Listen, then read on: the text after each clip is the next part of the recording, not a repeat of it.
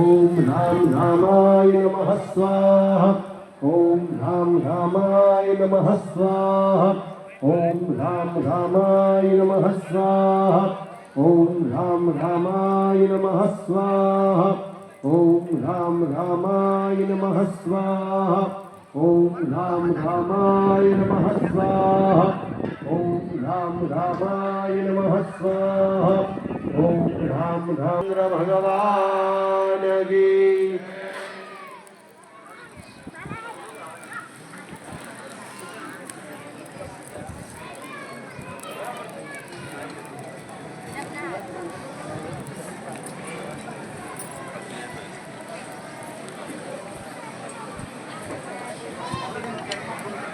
हनुमान जी नमः स्वाहा। ओम हम हनुमते नमः स्वाहा। ओम हम हनुमते नमः स्वाहा। ओम हम हनुमते नमः स्वाहा। ओम हम हनुमते नमः स्वाहा। ओम हम हनुमते नमः स्वाहा। ओम हम हनुमते नमः स्वाहा। ओम हम हनुमते नमः स्वाहा। ओम हम हनुमते नमः स्वाहा। ओम हम हनुमते नमः स्वाहा। ओम हम हनुमते नमः स्वाहा। ओम हम हनुमते नमः स्वाहा। रामदूत हनुमान राहुजी आपण यजुर्वेद मंत्राने ओम विश्वानि देव सवितर्दुरितानि पराशुव यद भद्रं तन्न आशुव स्वाहा। ओम विश्वानि देव सवितर्दुरितानि पराशुव यद भद्रं तन्न आशुव स्वाहा। पछीनो मंत्र है ओम या मेधाम देवगणा पितरश्च उपासते दया मा मध्य मेधयाज्ञे मेधाविनम कुरु। हे परमेश्वर કેટલાય જ્ઞાની લોકો એનો અર્થ છે હે પરમેશ્વર કેટલાય જ્ઞાની લોકો જે બુદ્ધિને પામીને સેવન કરે છે તે બુદ્ધિથી આપ મને આજે બુદ્ધિ ધન વાળો કરો એ ભાવ સાથે આહુતિ આપવાની છે આપણે ભગવાન પાસે બુદ્ધિ ધન માંગીશું હા।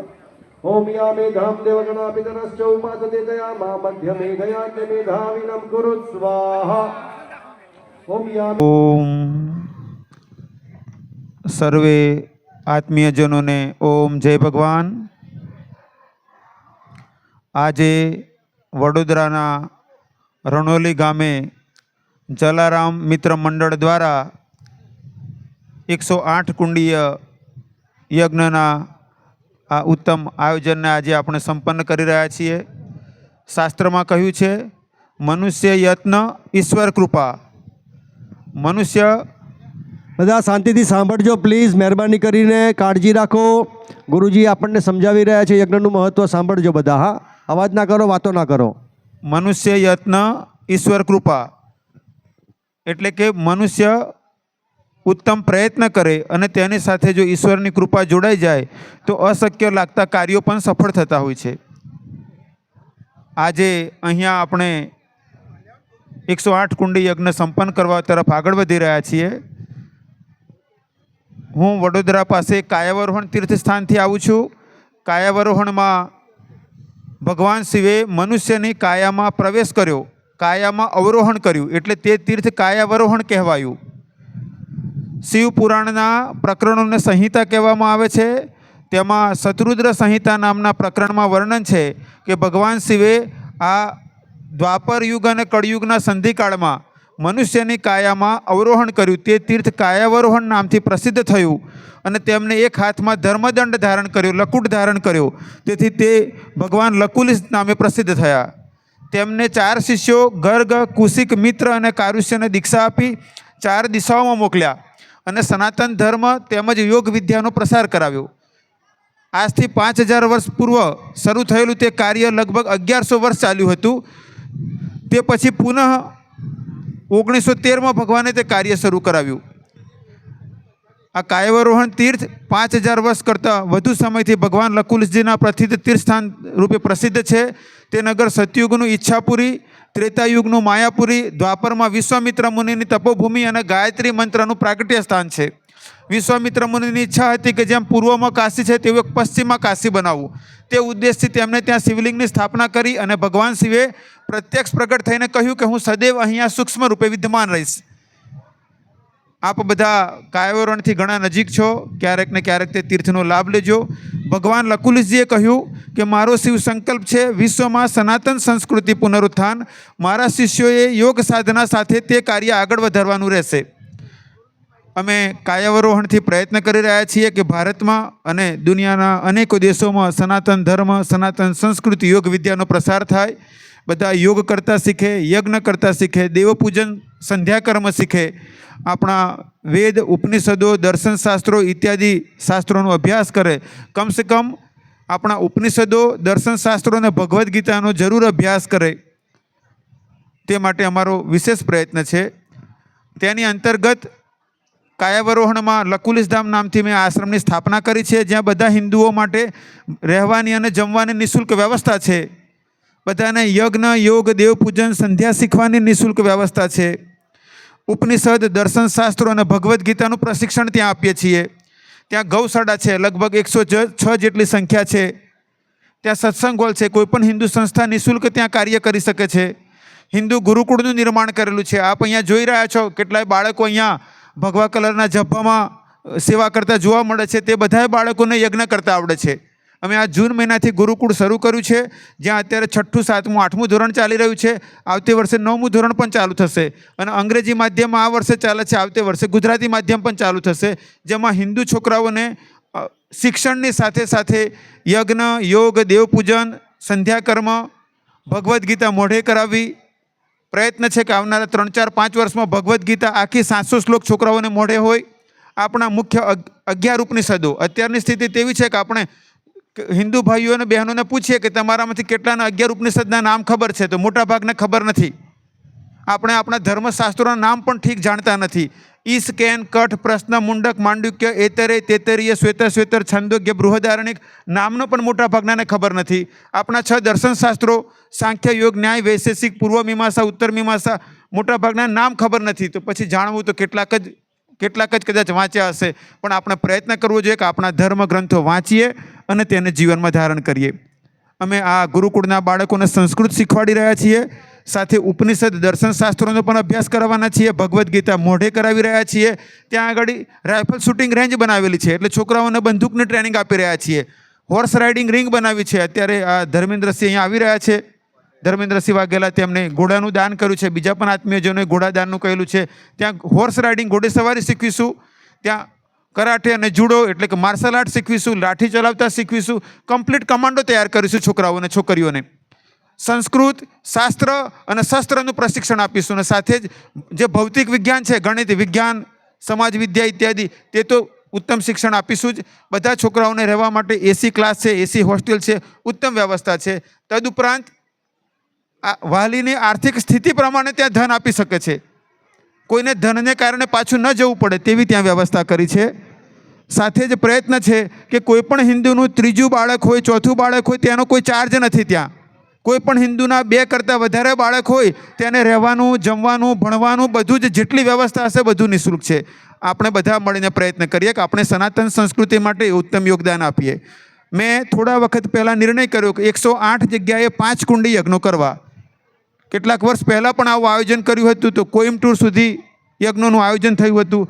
વર્તમાનમાં થોડા વખત પહેલાં આ નિર્ણય કર્યો અને બેંગ્લોરમાં, કાશીમાં અને ગુજરાતમાં અનેકો સ્થાને આ 5 કુંડી યજ્ઞો ચાલી રહ્યા છે. તે પૈકી કોઈ જગ્યાએ 5 કુંડ, કોઈ જગ્યાએ 10 કુંડ, કોઈ 51 કુંડનો યજ્ઞ પણ કર્યો. પરંતુ આ શૃંખલામાં પ્રથમવાર 108 કુંડીય યજ્ઞનું રણોલી જલારામ મિત્ર મંડળે અહીંયા આયોજન કર્યું. યજ્ઞનું મહાત્મ્ય કેવું છે તે તમને કહું છું. આપણા શાસ્ત્રોમાં કહ્યું કોઈ વ્યક્તિ ધન પ્રાપ્ત કરવા ઈચ્છે છે તો યજ્ઞ ઉત્તમ માધ્યમ છે. યજ્ઞમાં આહુતિ આપવામાં આવેલું દ્રવ્ય વાયુમંડળ દ્વારા દૂર દૂર સુધી જાય છે.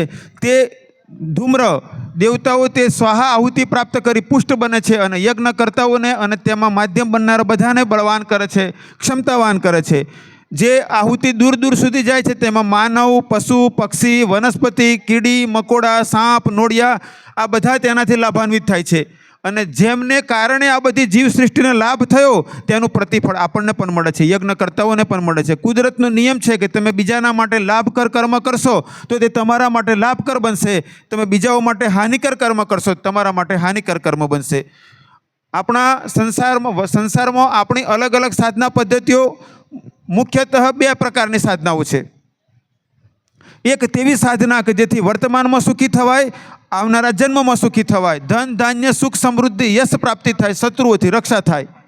અને બીજી તેવી સાધના કે જેથી આપણા જીવાત્માનું કલ્યાણ થાય.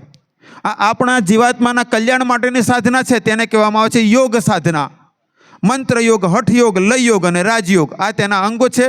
મંત્ર જપ કરવો, મંત્ર જપ પછી સૂર્ય નાડી અને ચંદ્ર નાડી, જમણો શ્વાસ અને સૂર્ય શ્વાસને સાધવો, તેને કહેવાય છે હઠ યોગ. લય યોગ એટલે મનનું લય થઈ જવો, વિચારો ખત્મ થઈ જવા. અને રાજયોગ એટલે તે સ્થિતિ પેદા થવી જ્યાં અષ્ટસિદ્ધિ નવનિધિ પ્રાપ્ત થાય અને વ્યક્તિ સંસારનું સંપૂર્ણ જ્ઞાન પ્રાપ્ત કરે. અંતમાં આ શરીરનો ત્યાગ કર્યા વિના આ શરીરને પ્રકાશરૂપ બનાવી શરીર સાથે જે ગમન કરે તેને રાજયોગની પૂર્ણાહુતિ કહી છે. આવી યોગ વિદ્યા. અને બીજી છે યજ્ઞ વિદ્યા. યજ્ઞ વિદ્યા શું કાર્ય કરે છે?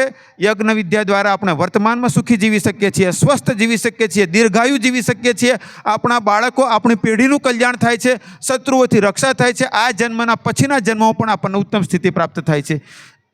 મુખ્યતઃ બે પ્રકારની ઉર્જાઓ યજ્ઞ દ્વારા સંસારમાં પ્રગટ થાય છે. એક વિદ્યુત ચુંબકીય ઉર્જા પ્રગટ થાય છે, અહીંયા મંત્રોચ્ચાર થાય છે, તે દ્વારા ઇલેક્ટ્રોમેગ્નેટિક ફિલ્ડ પેદા થાય છે. એક કેપ્સ્યુલ બને છે, એક ઉર્જાનો એક મોટો ઘેરાવ બને છે, એક કવચ બને છે, શિલ્ડ બને છે.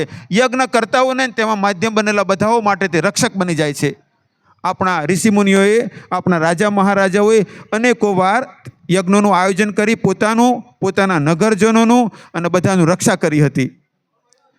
અહીંયા બાયોકેમિકલ રિએક્શન, જેવ રાસાયણિક પ્રક્રિયા શરૂ થાય છે કે જેવી અગ્નિમાં આહુતિ પડે છે તેની સાથે જ એક વિશેષ પ્રકારના તરંગો પેદા થાય છે જે ઇલેક્ટ્રોમેગ્નેટિક ફિલ્ડથી અને વાયુમંડળ વિશેષ બને છે તે જૈવ રાસાયણિક પ્રક્રિયાથી, જેને કારણે મોટાભાગનાને રોગ પ્રતિકારક શક્તિ તુરંત વધવાનું શરૂ થઈ જાય છે. જેવો તે ધુમાડો શ્વાસમાં જાય છે તુરંત રોગ પ્રતિકારક શક્તિ વધે છે. વાયુમંડળમાં દૂર દૂર સુધી જ્યાં સુધી આ ધુમાડો જાય છે ત્યાં સુધી અનેકો પ્રકારના હાનિકારક હાર્મફુલ બેક્ટેરિયા એ નષ્ટ થાય છે, આ ખતમ થાય છે. અને બેનિફિશિયલ બેક્ટેરિયા, લાભકારક બેક્ટેરિયા અથવા લાભકારક ઉર્જા વધવા માંડે છે. મેં મારા આશ્રમમાં જ્યારે કોરોના સૌથી વધારે પિકઅપ પર હતો ત્યારે 21 દિવસનો યજ્ઞ રાખ્યો હતો. અને બીજી લહેરમાં અને ત્યારે ભાઈને ઘેર જવા તૈયાર નહોતો. મેળા ઉપર રહેનાર વ્યક્તિ નીચેવાળાને ગ્રાઉન્ડ ફ્લોર પર રહેનાર ત્યાં જવા તૈયાર નહોતો. ત્યારે સરકારની પરમિશન સાથે અમે યજ્ઞ કર્યો હતો અને ગુજરાતના દૂર દૂરના પ્રાંતના લોકો આવ્યા હતા, પણ એક પણ વ્યક્તિને કોરોના નહોતો થયો. યજ્ઞનો તેવો પ્રભાવ છે. અહીંયા યજ્ઞ દ્વારા આપણે સ્વાસ્થ્ય લાભ પ્રાપ્ત કરીએ છીએ. કેટલાક રોગો થયેલા હોય તે પણ ધીરે ધીરે નષ્ટ થવા માંડે છે, કમ ઓછા થવા માંડે છે. સાથે જ આપે જાણ્યું હશે કે દ્રૌપદી અને ધૃષ્ટદ્રુમ એ યજ્ઞમાંથી પ્રગટ થયા હતા, એટલે તેને યજ્ઞ સૈનિક કહેતા હતા. યજ્ઞમાંથી શસ્ત્રો પ્રગટ થયા, યજ્ઞમાંથી ઔષધિઓ પ્રગટ થઈ. આવો યજ્ઞ વિદ્યા છે. તમારામાંથી કેટલાયને કાંઈક ને કાંઈક ઈચ્છાઓ હશે કે હે પ્રભુ મારા માટે આર્થિક કલ્યાણ માટે મને મદદ કરજો. કોઈ કહેતું હોય છે કે ભગવાન મારા બાળકો માટે. તો આપણા શાસ્ત્રો કહે છે કે યજ્ઞ તે ધન, સંપત્તિ, સ્વાસ્થ્ય, પરિવાર, વર્તમાન અને આવનારા સમય માટે કલ્યાણકારી છે. આપ બધાએ અહીંયા કેટલાકે સમજીને અને કેટલાકે સમજ ભલે ઓછી હોય પણ ભાવ સહિત જે યજ્ઞ કર્મ કર્યું છે તો નિશ્ચિત તેનું ફળ મળે જ છે. આપણે બધા અહીંયા યજ્ઞ કરવામાં જે બધા નિમિત્ત બન્યા છીએ તેની સાથે આપ બધાને મારે એક વિશેષ વાત કહેવાની. આપણે સદીઓ પહેલાં ભારત વર્ષમાં બધા હિન્દુઓ એટલે કે આપણે બધા સનાતન ધર્મવાળા યજ્ઞ કરતા હતા. રામ ભગવાન સ્વયં યજ્ઞ કરતા હતા, કૃષ્ણ ભગવાન સ્વયં યજ્ઞ કરતા હતા, વશિષ્ઠ મુનિ, વિશ્વામિત્ર મુનિ, ગૌતમ મુનિ, ગાલો મુનિ, કનાદ મુનિ, ભારદ્વાજ મુનિ આ બધા યજ્ઞો કરતા હતા. પરંતુ સમય વીતતો ગયો, ભારતમાં મુસ્લિમ આક્રમણો થયા, પછી બ્રિટિશ કાળ આવ્યો અને આપણી આ યજ્ઞ પરંપરા, દેવપૂજનની પંચોપચાર અને ષોડશોપચાર પરંપરા આ બધું વિખેરાતું ગયું. પરિસ્થિતિઓ વિપરીત થતી ગઈ. આપણે પુનઃ આપણી સંસ્કૃતિનું ઉત્થાન કરવાનું છે. આપણે બધા પ્રયત્ન કરીએ કે ઘરે ઘરે વ્યક્તિ યજ્ઞ કરતા શીખે. તમે 10 રૂપિયામાં યજ્ઞમાં આહુતિ આપી શકો. એક માટીના પાત્ર લઈ થોડી સામગ્રી લઈને આહુતિ આપી શકો. 500 રૂપિયામાં યજ્ઞ કરી શકો ને 5 કરોડમાં યજ્ઞ થાય ને 500 કરોડમાં યજ્ઞ કરી શકાય. કેટલું દ્રવ્ય અને કેવી વ્યવસ્થા સાથે યજ્ઞ કરવું છે એ પ્રયત્ન કરજો કે યજ્ઞ કરતા શીખજો. હું મારું જોયેલું એક ઉદાહરણ અંતમાં તમને કહું છું. ઉત્તર ભારતના એક આત્મીયજનની વાત છે. મધ્યમ વર્ગનો પરિવાર, દિલ્હીમાં એન્જિનિયર, તેમનો પરિવાર, તેમને કોઈ સમજાવ્યું અને તેમને યજ્ઞ કરવાનો નિર્ણય કર્યો. એક કટોરીમાં થોડા સામગ્રી લેવાની અને દરરોજ યજ્ઞ કરવાનો. પરિવારમાં મુશ્કેલીઓ ચાલતી ગઈ, ક્યારેક અનુકૂળતા, ક્યારેક પ્રતિકૂળતા, ક્યારેક અનુકૂળતા, ક્યારેક પ્રતિકૂળતા. સમય વીતતો ગયો. ધીરે ધીરે આર્થિક સક્ષમતા વધતી ગઈ. પછી નિર્ણય કર્યો કે દરરોજ 1 કિલો ઘીની આહુતિ સાથે યજ્ઞ કરીશ. એટલે 1 કિલો ઘીની એકલી આહુતિ નહીં આપવાની, હવન સામગ્રી પણ આવશે, લાકડા આવશે, છાણા આવશે, ઔષધિ આવશે. સુખ સમૃદ્ધિ વધી, મોટો બંગલો બનાવ્યો, મોટી વ્યવસ્થાઓ થઈ, સ્ટાફ વધ્યો. ક્યારેક કામકાજ માટે બહાર જવું પડતું, તેમના પત્ની યજ્ઞ કરતા, તેમના બાળકો યજ્ઞ કરતા. કામકાજ બિઝનેસ મોટો થતો ગયો, કર્મચારીઓ વધ્યા. ક્યારેક તેવી સ્થિતિ આવતી તો કર્મચારી પણ યજ્ઞ કરતા, પણ દરરોજ યજ્ઞ કરવાનો. હરિયાણામાં મંજાવલીમાં એકવાર મોટો યજ્ઞ હતો. તે સજ્જને ટ્રકો ભરી ભરીને સામગ્રી ઇત્યાદિ ઘણું દાન આપ્યું હતું. જે મધ્યમ વર્ગના પરિવારના સજ્જને એટલી વાત પકડી કે હું દરરોજ યજ્ઞ કરીશ, અને તે સરકારમાં મંત્રી પણ બન્યા, ખૂબ મોટા ધનવાન સંપન્ન વ્યક્તિ બન્યા, અને યજ્ઞમાં મોટા મોટા દાતા પણ બન્યા. તે આ મારી જોયેલી ઘટના તમને કહી રહ્યો છું. યજ્ઞ કરજો. ઘણા વ્યક્તિઓને એવું હોય કે સ્વામીજી ઘરમાં ઘણી મુશ્કેલી છે, છતાંય જરા 1 ચમચી, અડધી ચમચી ઘી ને થોડા તલ લઈને યજ્ઞ કરજો. આપણો સનાતન ધર્મ કે છે મનુષ્ય 12 વર્ષની ઉંમર પછી જે પણ કર્મ કરે છે તેનું ફળ તેને કઠોર દંડ રૂપે અથવા તો ઘણા લાભ રૂપે મળે છે. 12 વર્ષ પહેલાં કરવામાં આવેલા કર્મનું ફળ સ્વપ્નમાં અથવા સૌમ્યમાં મળે છે. યજ્ઞ એટલે ફક્ત અગ્નિમાં આહુતિ આપવી તેટલું જ નહીં. યજ્ઞના 2 રૂપ છે. અગ્નિમાં આહુતિ આપવી, સાથે જ બીજું છે તેવા કર્મ કરવા કે જે સર્વ માટે કલ્યાણકારી હોય, અને તેવું કોઈ કર્મ ન કરવું કે બીજા માટે અહિતકર હોય. પ્રયત્ન કરજો કે ભૂખ્યાને ભોજન, બીમારને દવામાં મદદરૂપ થાવ, તરસ્યાને પાણીમાં મદદરૂપ થાવ, કોઈને વસ્ત્રમાં મદદરૂપ થાવ, કોઈ વિદ્યાર્થીને ભણવામાં મદદરૂપ થાવ, ધર્મ કાર્યમાં મદદરૂપ થાવ. કદાચ ધનથી મદદરૂપ ના થઈ શકો તો કમસે કમ તનથી તો જરૂર મદદરૂપ થજો. કોઈ વ્યક્તિ કેટલો એ ધનવાન હોય, સત્તાવાન હોય, સંપન્ન હોય, પરંતુ જો તે ધર્મનો ત્યાગ કરી દે અને પુનઃ ધર્મ ન પકડે તો નિશ્ચિત માનવું કે તેનું પતન થવાનું જ છે. તેનું ઉદાહરણ છે દુર્યોધન. દુર્યોધનને ભગવાન કૃષ્ણએ સમજાવ્યું તો દુર્યોધને કહ્યું કે જાનામિ ધર્મમ નચમે પ્રવૃત્તિ. ધર્મ શું છે તે જાણું છું, પણ ધર્મનું પાલન કરવા નથી ઈચ્છતો. જાનામ્ય ધર્મમ નચમે નિવૃત્તિ. અધર્મ શું છે તે જાણું છું, પણ છોડવા નથી ઈચ્છતો. પરિણામે તેનું પતન થઈ ગયું. આપણે યાદ રાખીએ કે ઘરમાં ગમે તેટલી ધન સંપત્તિ, સુવિધા, સન્માન હોય, પણ ધર્મનો ત્યાગ ન કરીએ અને બાળકોને પણ ધર્મ કરાવીએ. અને કોઈને ઘણી તકલીફ હોય, આર્થિક, પારિવારિક, વ્યવહારિક બધા પ્રકારે ઘણી મુશ્કેલીમાં હોય, તો પણ યાદ રાખજો, જે વ્યક્તિ સાચી રીતે ધર્મ પકડી રાખશે, ભવિષ્યમાં તેની પેઢીઓનું કલ્યાણ થવાનું છે. નક્કી આપણે કરવાનું છે કે બાવળના બીજ વાવવા છે કે આંબાના ગોટલા રોપવા છે.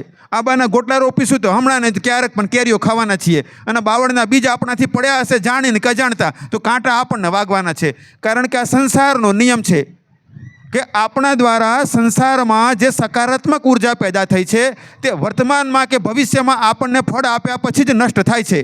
અને આપણા દ્વારા સંસારમાં જે સકારાત્મક ઉર્જા પેદા થઈ છે તે પણ વર્તમાનમાં કે ભવિષ્યમાં આપણને ફળ આપીને નષ્ટ થાય છે. એટલે કોઈ કુદરતના સીસીટીવી કેમેરાથી બચી શકતું નથી, કોઈ તેનાથી છુપાવી શકતું નથી. કારણ કે કુદરતે 5 જગ્યાએ તેના કેમેરા ગોઠવેલા છે.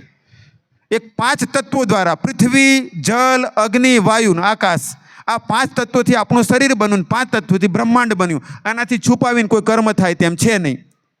એટલે પ્રયત્ન કરજો કે હવે આગળ જે ભૂતકાળમાં ખોટું કર્યું છે તેના તો ભલે દંડા પડે, પણ આગળ ખોટું કરવું નહીં, કોઈ લાલચમાં ફસાવવું નહીં, કોઈની વાતોમાં આવવું નહીં. થાય તો મદદ કરવી, ના હોય તો હાથ જોડી લેવા.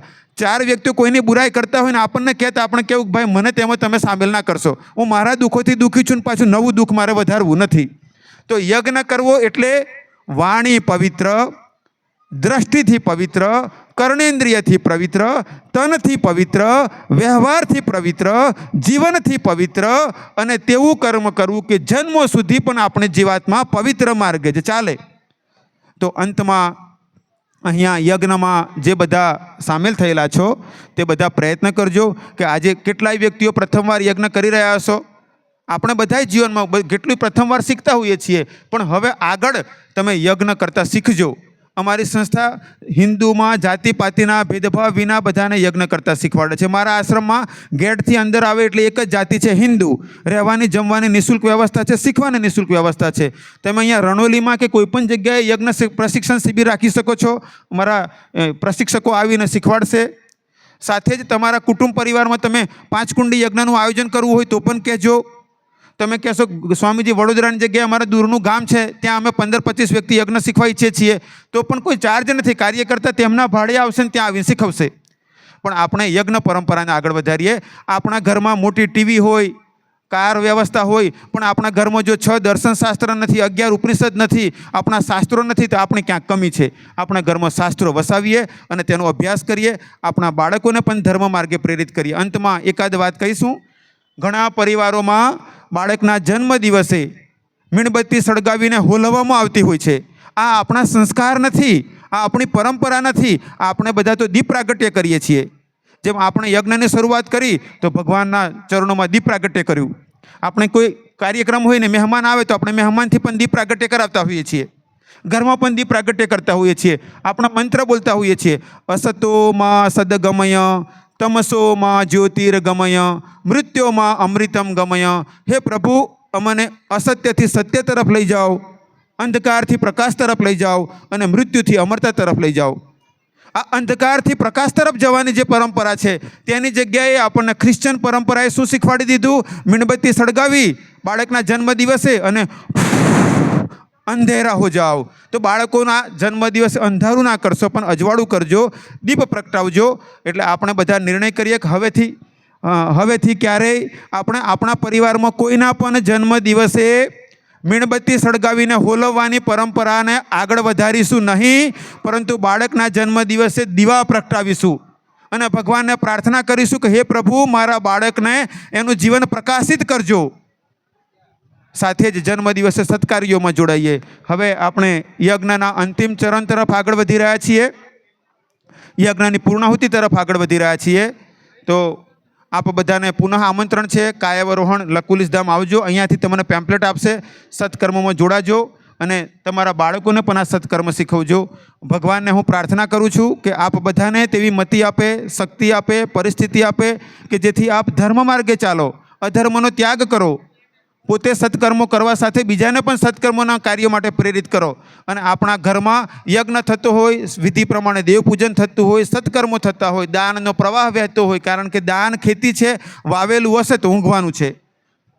અંતમાં ઈશ્વરને પ્રાર્થના કરું છું આપ સર્વેને તેવી મતિ, શક્તિ, પરિસ્થિતિ અને ક્ષમતા પ્રદાન કરે જેથી આપ ઉત્તમ રીતે ધર્મ માર્ગે આગળ વધો, પોતાનું કલ્યાણ કરો, સર્વ કલ્યાણમાં સહયોગી બનો, સહભાગી બનો. તે સાથે જ રણોલીના જલારામ મિત્ર મંડળના સર્વે કાર્યકર્તાઓ અને આત્મીયજનોને પણ આશીર્વાદ કે તેમને આ એક વિશેષ સાહસપૂર્વક કર્મ કરી અને 108 કુંડી યજ્ઞનું આયોજન કર્યું. ભગવાનને પ્રાર્થના કે આ જલારામ મિત્ર મંડળના સર્વે ટીમને આશીર્વાદ આપે અને આ જલારામ મિત્ર મંડળ સંસ્થા દ્વારા ભવિષ્યમાં વધારે ને વધારે સનાતન ધર્મના શ્રેષ્ઠ કાર્યો થતા રહે. સર્વેનું કલ્યાણ થાઓ. ઓમ સર્વેનું મંગલ હો, સર્વેનું મંગલ હો, સર્વેનું મંગલ હો. ઓમ જય ભગવાન.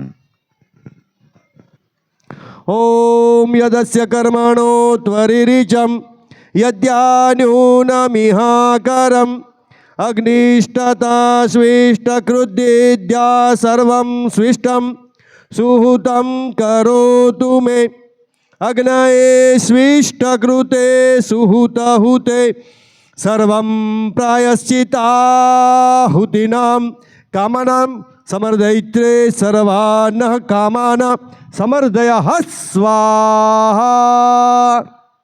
જેની પાસે ઘી છે એને ઘીની એક આહુતિ આપવાની છે. ઓમ પૂર્ણમદ પૂર્ણમિદમ પૂર્ણાત પૂર્ણમુદચ્યતે પૂર્ણસ્ય પૂર્ણમાદાય પૂર્ણમેવાવશિષ્યતે.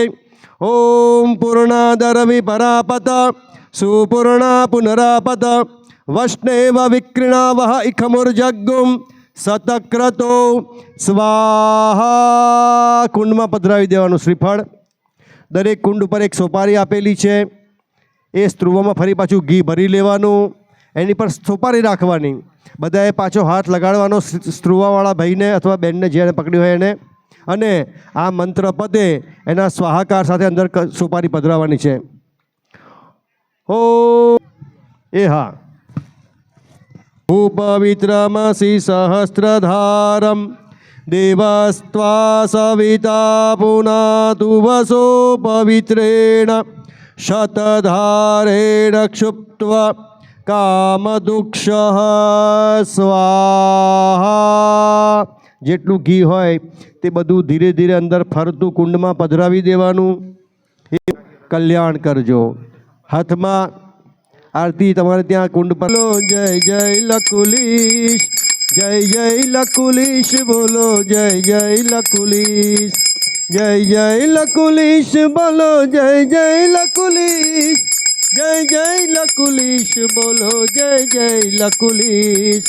लकुलिश आते हैं संस्कृति सिखाते हैं, 3.5 अक्षर के शिष्य साथ लाते हैं, कर्म ज्ञान भक्ति योग विश्व में फैलाते हैं, सनातन संस्कृति पुनरुत्थान कराते हैं, संस्कृति के रक्षक देव जय जय लकुलिश, संस्कृति के रक्षक देव जय जय लकुलिश, जय जय लकुलिश, बोलो जय जय लकुलिश, जय जय लकुलिश, बोलो जय जय लकुलिश. कलयुग में एक चमची पानी लेવાનું એને પી જવાનું. આ તે દેવતાઓનો પ્રસાદ એને કે યજ્ઞમાં દેવતાઓનો પ્રસાદ કીધો એને એક ચમચી લેવાનું. 100 પ્રાસનમ કરી લાગે થોડું ઓછું હોય તો પાણી અંદર ઉમેરી દેવાનું. અને ખરાબ લાગે એવું વિચારતા નહીં, એટલે કોઈ ગંદકી કે એવું સરસ છે. દેવતાઓનો પ્રસાદ છે, જે કાંઈ અંદર છે તે ખરાબ કરી પીવો તો પી શકો છો. બાકી અંદર જે છે તે પણ પી જશો તો તમને કોઈ નુકસાન નહીં થાય. પીતા કરતા હા. ઓમ સો સ્વપ્રાશનમ પી જાઓ. ચમચી લઈ લે વાટકીમાંથી એક જ વાટકી પધારી દેવાનું. ઓમ સો સ્વપ્રાશનમ પી જવાનું. ઓમ સો સ્વપ્રાશનમ બાકી હોય તો પી લેજો. એ પી લીધા પછી ચોખ્ખા પાણી વડે ચમચી પાણી લઈને હાથ ધોઈ નાખવાના. હસ્ત પ્રક્ષાલનમ, હાથ ધોયા પછી આવી પર હું મંત્ર બોલીશ. એ મંત્ર પહેલા કપાળમાં, બીજી વખત ગળામાં, ત્રીજી વખત ડાબા હાથથી જમણા હાથ ઉપર ને ચોથી વખત જમણા હાથથી હૃદય પર 4 જગ્યાએ આ ભસ્મ લગાવવાનું છે. યજ્ઞની સામે ઈશાન ખૂણો તમારા કુંડમાં આ બાજુનો જે ખૂણો છે એને ઈશાન ખૂણો, આ બાજુનો ખૂણો, ત્યાંથી ભસ્મ લેવાનું શરૂ કરીશું. હું 2 વખત બોલી ચિંતા ના કરશો. ઓમ જય શ્રી જમન ओम कश्यप शरणाय श्री दिवाया गणामा ओम ये सुनाय द्वारा બધા યજ્ઞ વિદ્યાની સાથે પ્રતિકારક શક્તિ વધારવી અને પોતે કલ્યાણના માર્ગે આગળ વધવું. જમણા હાથ વડે હૃદય પાવા સમાજના કલ્યાણ માટે પ્રયત્ન કરવો, રાષ્ટ્ર માટે ઉત્તમ કાર્ય કરવું. એવા પ્રયત્ન સાથે ભેગા થઈ અને યજ્ઞ કર્મ સંપન્ન કરી રહ્યા છે. આ પ્રદેશના અમે રણોની મુકામે યજ્ઞ પ્રશિક્ષણ શિબિર આસપાસના વિસ્તારમાં યજ્ઞ પ્રશિક્ષણનું આયોજન કરવાના છીએ. તે દ્વારા બાળકો, યુવાનો અને વડીલો યજ્ઞ વિદ્યા દ્વારા સ્વકલ્યાણ સાથે સર્વ કલ્યાણ કરે એવો પ્રયત્ન છે. આજે જલારામ મિત્રોનો વિશેષ અહીંયા આયોજનમાં ધર્મેન્દ્રસિંહ વાઘેલા પણ આ કાર્યનો કરવા માટે અહીંયા ઉપસ્થિત રહી અને બધાને યજ્ઞમાં પ્રોત્સાહિત કરી રહ્યા છે. સર્વેને ઓમ જય ભગવાન. આપણે ભગવાનને એક ફૂલ લઈ લો. પરમાર સોમાભાઈ, તમે પણ સ્ટેજ પર પધારો અને આસન ગ્રહણ કરો. અને બાળકોને આપણે સંસ્કૃત, શાસ્ત્ર, સંસ્કાર, શસ્ત્ર અને શિક્ષણ આ બધાથી આપણે બલવાન બનાવવા પ્રયત્ન કરી રહ્યા છીએ. આવેલા બાળકો તમને એકાદ મિનિટમાં હિન્દુ ગુરુકુળનું એક ગીત સંભળાવશે. ગિરિરાજસિંહ બાપુ, તમે પણ આ બાજુ સ્ટેજ.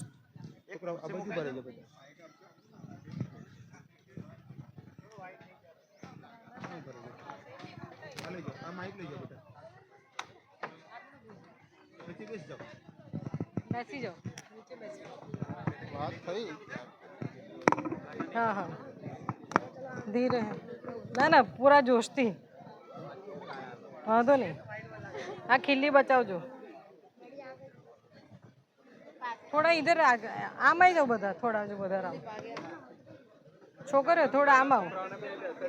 અહીં આગળ બેસી જાય. આમ આવો. આ ખીલ્લી વાગે નહીં જોજો હો. આમ આવી જાઓ. આમ આવી જાઓ. આમ આવી જાઓ.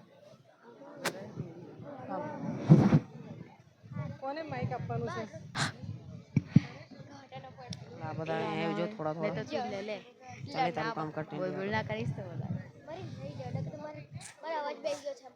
મારો બે બે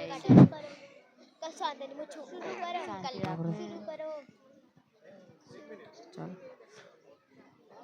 હજુ બધાને એક્ઝિટ તો થવા દો હિન્દુ હિન્દુ ગુરુકુલ અમારા हम हिंदू संस्कृत हिंदी अंग्रेजी में बातचीत और व्यवहार करेंगे संस्कृत हिंदी अंग्रेजी में बातचीत और व्यवहार करेंगे युगांतर के ज्ञान विज्ञान का गुणनिष्ठ अभ्यास करेंगे युगांतर के ज्ञान विज्ञान का गुणनिष्ठ अभ्यास करेंगे हम हिंदू हिंदू गुरुकुल हमारा हम हिंदू हिंदू गुरुकुल हमारा संध्या यज्ञ योग करेंगे तपस्या कर श्रेष्ठ बनेंगे संध्या यज्ञ योग करेंगे तपस्या कर श्रेष्ठ बनेंगे दर्शन उपनिषद गीता से जीवन पथ सुदृढ़ करेंगे दर्शन उपनिषद गीता से जीवन पथ सुदृढ़ करेंगे हम हिंदू हिंदू गुरुकुल हमारा हम हिंदू हिंदू गुरुकुल हमारा सरस्वती लक्ष्मी कालेत्री शक्ति धारण करेंगे सरस्वती लक्ष्मी कालेत्री शक्ति धारण करेंगे ज्ञान ऐश्वर्य बल से शिव संकल्प का काम करेंगे ज्ञान ऐश्वर्य बल से शिव संकल्प का काम करेंगे हम हिंदू हिंदू गुरुकुल हमारा हम हिंदू हिंदू गुरुकुल हमारा भारत माता की जय वंदे मातरम सनातन धर्म की जय हर हर महादेव जय भगवान ગુજરાતી મીડિયમ અને અંગ્રેજી મીડિયમમાં 6, 7, 8, 9 કક્ષામાં મૂકી શકો છો. એસી હોસ્ટેલ છે, એસી ક્લાસરૂમ છે અને સંસ્થામાં પરિવારની અનુકૂળતા પ્રમાણે સહયોગ કરી શકે છે. જેના ત્રીજું બાળક કે ચોથું બાળક હોય તેમનો કોઈ ચાર્જ નથી. સંપૂર્ણ રહેવાની, જમવાની, સ્કૂલ ડ્રેસ, પેન, પેન્સિલ, ચોપડી, સાબુ, કોપરેલ સાથે બધું જ ત્યાંથી વ્યવસ્થા આપવામાં આવે છે. આપણે બધા મળીને પ્રયત્ન કરીએ કે આપણી પુરાતન ગુરુ પરંપરાને આગળ વધારીએ.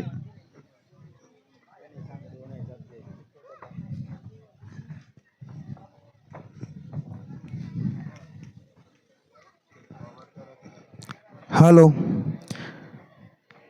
सर्वे भक्तजनों ने जय जलाराम. મીડિયા મિત્રો એક નમ્ર વિનંતી છે. આપણે ગુરુજી આપણે બાપુનું બધાનું આપણે જલારામ બાપાની પ્રતિમા છે એમનું સ્વાગત કરશે તો એમનું પણ લઈ લેજો પ્રતિમા. બરાબર.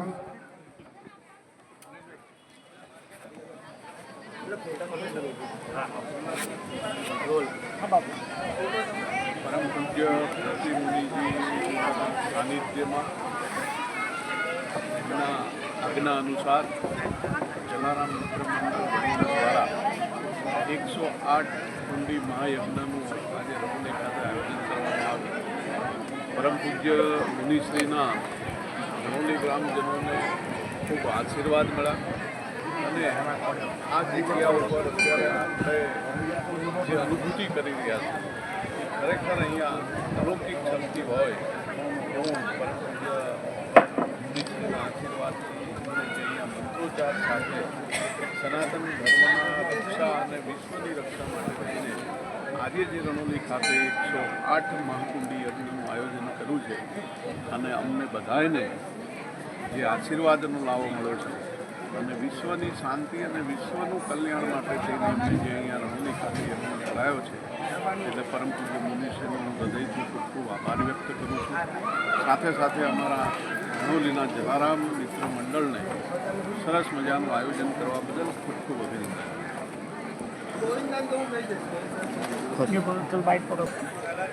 આજે ખોડિયા વિધાનસભાના રણોલી ગામ ખાતે પરમ પૂજ્ય મોદીના આજ્ઞા અનુસાર રણોલી જલારામ મંડળ દ્વારા 108 મહાકુંડી મહાયજ્ઞનું જે આયોજન કરવામાં આવ્યું એની અંદર તમામ રણોલી ગામના ભક્તજનોએ જે લાભ લીધો એ સરસ મજાનું જે આયોજન કરીને મુનિશ્રીએ જે અહીંયા મંત્રોચ્ચાર સાથે વિશ્વના કલ્યાણ માટે થઈને જે આ 108 મહાકુંડી આયોજનનો જે અમારા રણોલી ગામના લોકોને લાભ આપ્યો અને મુનિશ્રીના જે અહીંયા આશીર્વાદ મળ્યા એમના જે ચરણોથી આ ધરતી પાવન થઈ છે અને અહીંયા આજે મને પણ એવો અહેસાસ થાય છે કે સાક્ષાત સંત ભગવાન લખુલીજીનો અહીંયાથી દર્શન થતા હોય એવી અનુભૂતિ આજે મને પણ અહીંયા થઈ રહી છે એટલે અમારા પરમ પૂજ્ય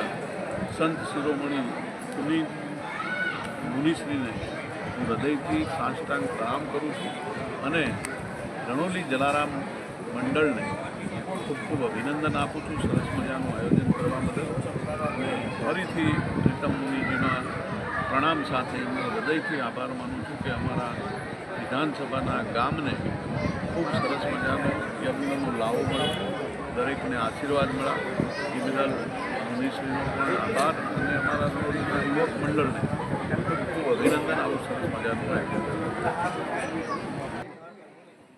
પ્રીતમ મુનિજી ગુરુજી દ્વારા આપણે આપણા મહેમાનો તથા આપણા મંદિરનું કામ એવું છે કે ભાઈ સવારે વહેલા ઉઠવું અને પૂજા વિધિ કરવી એ બધાના નસીબમાં પણ નહીં હોતું અને બધાથી થાય પણ નહીં. એટલે આપણા મંદિરમાં છેલ્લા 1 વર્ષથી આપણા સાથી મિત્રો જે મંદિરમાં પૂજા અર્ચના કરે છે સમયસર પધારેલ મહેમાનો અને એમનું પણ આપણે આજે જલારામ બાપાની પ્રતિમા આપીને આપણે એમનું સ્વાગત કરશું. તો પ્રીતમ મુનિજી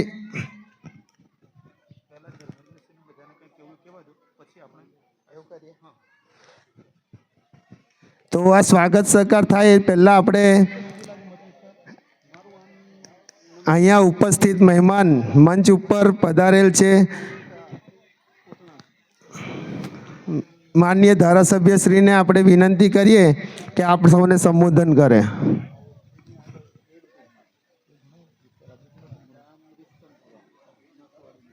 ભગવાનની જય. પરમ પૂજ્ય પ્રીતમ મુનિ મહારાજની જય.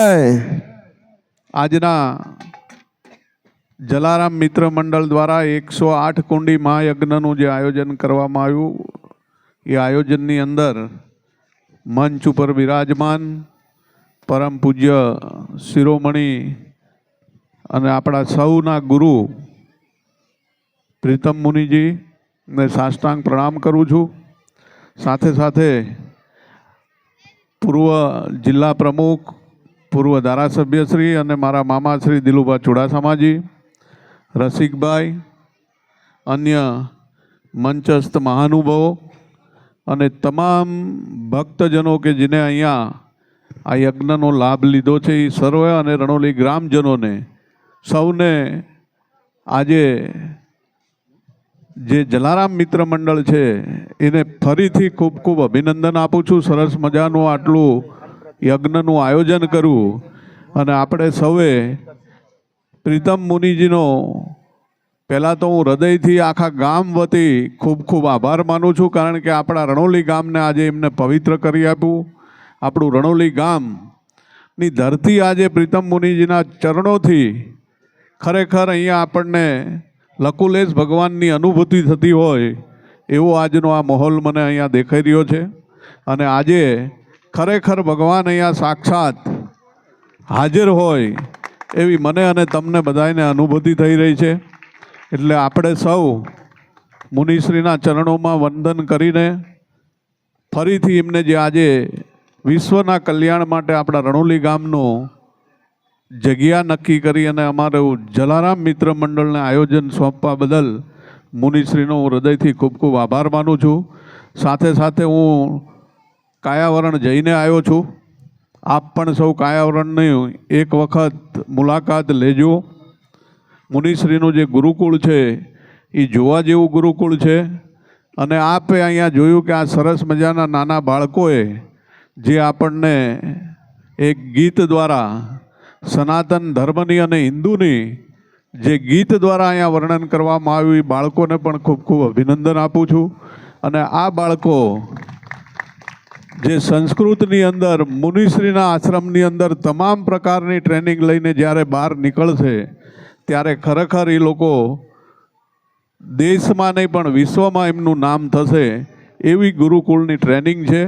એટલે આપણા પણ કોઈ બાળકોને ગુરુકુળની અંદર મૂકવા હોય તો મુનિશ્રીના ત્યાં કોઈ પણ જાતના ભેદભાવ વગર, કોઈની પાસે ફી હોય, પૈસા હોય, ના હોય, જે કંઈ તમારે તમારી રીતે યોગ્ય અનુદાન આપવું હોય તો આપો, ના આપો તો પણ ચાલશે. પણ એ આશ્રમની મુલાકાત લઈને આપણા ગુરુકુળની અંદર જો આપણા બાળકોને મૂકશું તો આપણું જે સનાતન ધર્મનો જે પાયો મજબૂત કરવાનો છે, આપણા બાળકોની અંદર જે સારા સંસ્કારની બીજ રોપવાના છે, એ આવી કોઈક જગ્યાએ આપણા બાળકોને મૂકશું તો જ રોપાશે. એટલે ફરીથી આ રણોલી ગામ વતી હું પ્રીતમ મુનિજીના ચરણોમાં પ્રાર્થના સાથે એમનો ખૂબ ખૂબ આભાર માનું છું. જય લકુલેશ ભગવાન. ભારત માતા કી જય. વંદે માતરમ. હવે વધારે સમય ના લેતા મંચ પર બિરાજમાન રસિક કાકાને હું કહીશ કે 2 શબ્દથી સંબોધન કરે. કંઈ નહીં તો ખાલી જલારામ બાપા કી જય કરાવી દે બસ.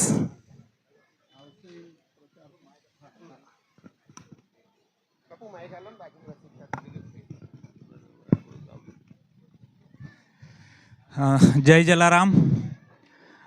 જલારામ મિત્ર મંડળ દ્વારા જે અહીંયા 108 કુંડીય મહાયજ્ઞનું જે આયોજન કર્યું છે, પૂજ્ય બાપુની ઉપસ્થિતિમાં એમના આશીર્વાદ આપણને સૌને મળ્યા.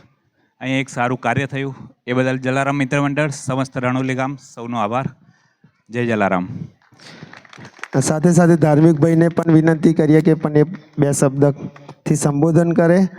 કંઈ ના સંબોધન હોય તો ખાલી જલારામ બાપાની જય જોરથી બોલાવી દો. બોલો જલારામ બાપાની જય. જય જલારામ. જય જલારામ. જય જલારામ. જય જલારામ. જય જલારામ. જય જલારામ. હવે આપણે પૂજ્ય પ્રીતમ મુનિજી ગુરુજીને વિનંતી કરીએ કે સર્વે મહેમાનોનું અને આપણા સેવકોનું પ્રતિમા આપી એમનું સ્વાગત કરે. સૌપ્રથમ આપણા લોકલાડીલા ધારાસભ્ય શ્રી ધર્મેન્દ્રસિંહ બાપુનું જલારામ બાપાની પ્રતિમા આપીને પૂજ્ય પ્રીતમ મુનિજી ગુરુજી એમનું સ્વાગત કરશે. બોલો જલારામ બાપાની.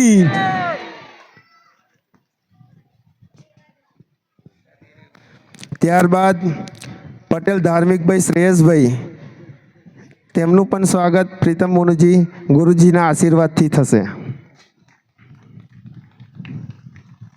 બધા તાળીઓથી વધાવી લો.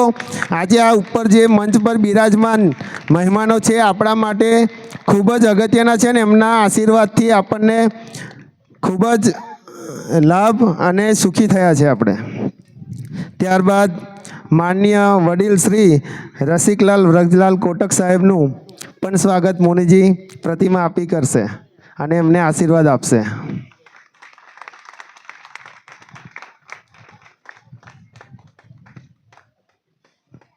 ત્યારબાદ કેશુભાઈ આપણા આ જલારામ ટ્રેડર્સના માલિક છે નંદેશ્રીથી, એમનું પણ સ્વાગત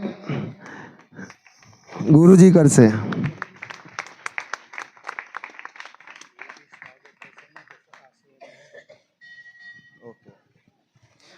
ત્યારબાદ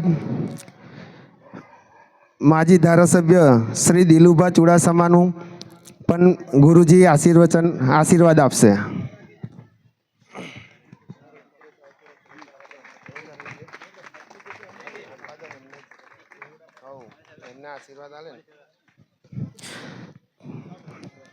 ત્યારબાદ મકવાના કનુભાઈ બચુભાઈ અત્યારે આપણી વચ્ચે ઉપસ્થિત નથી, તો એમના ભત્રીજા ગોવિંદભાઈ સ્ટેજ ઉપર આવશે અને મુનિજીના આશીર્વાદ લેશે.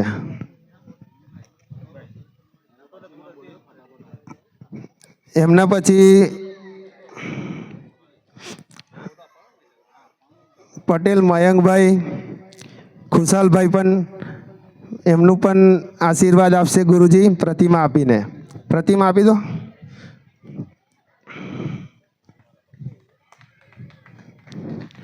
પટેલ મયંકભાઈ ખુશાલભાઈ.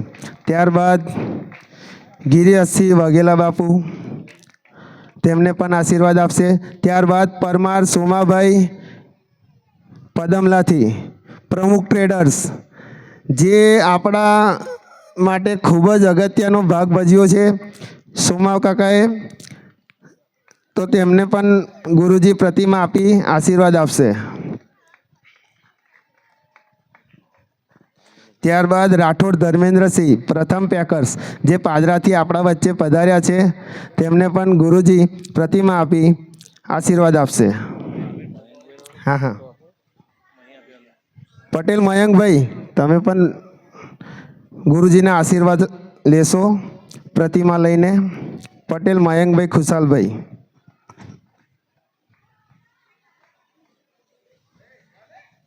પટેલ ધ્રુવેશભાઈ, તેમને પણ ગુરુજી પ્રતિમા આપી આશીર્વાદ આપશે.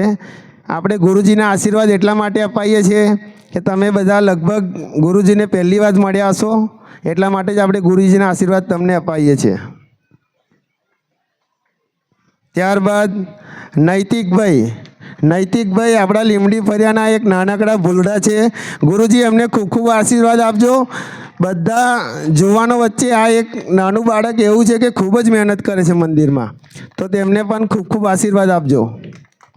ત્યારબાદ સનાભાઈ ખોડાભાઈ સોલંકી.